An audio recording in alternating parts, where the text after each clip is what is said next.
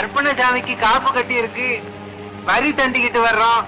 உங்ககிட்டயும் கேட்கத்தான் வந்தோம்.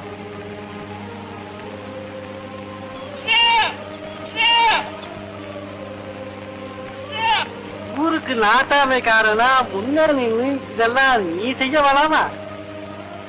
அண்ணே, வீட்டுக்கு வீடு ஆடு கோழி அரிசி நெல்லு இதுகளை வாங்கி கொண்டாட்டமா சாமி கும்பிடணும்.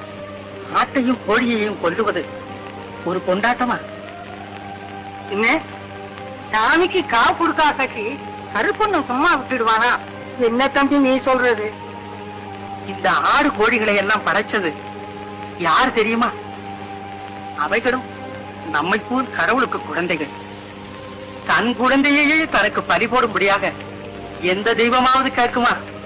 இதெல்லாம் படைச்ச சாமி வேற, நம்ம கருப்பண்ண சாமி இல்ல. கடவுள் ஒன்று. அப்பா கருப்பண்ண சாமி கடவுள் இல்லங்கிற கதையா? அப்புறம் ஒரு நாள் கடவுள் தான் போல இருக்க. ஆடும் கோழியும் நம்மை போலவே உயிருள்ள ஜீவன்கள். அவைகளின் உயிரை வாங்க நமக்கு அதிகாரம் கிடையாது. அந்த ஆடும் கோழியும் வந்து வாயை திறந்து வேணான்னு சொல்லட்டுமே. நாம அவைகள் வாயில்லா பிராணிகள். தெய்வம் நம்முடைய பக்தியைத்தான் கேட்கிறது, பலியை கேட்கவில்லை.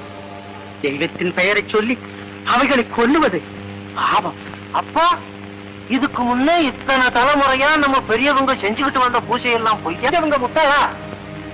நமக்கு அறிவு இருக்கு, அதை கொண்டு நம்மை படைத்த கடவுள். கேட்காதீங்க, கேட்டீங்களோ ஆட்ச கருப்பு வந்து ஊரே அடிச்சு போடும், நாசமாக்கி போடும். உனக்கு தோடுகாரம் கட்டிக்கிறா, அவன் குறவனைய பிடிச்சு இழுத்தறியா? இப்பலியா ஊரை காக்கும் 7 உலகத்தை நம்மையும் படைத்த பரமசிவன்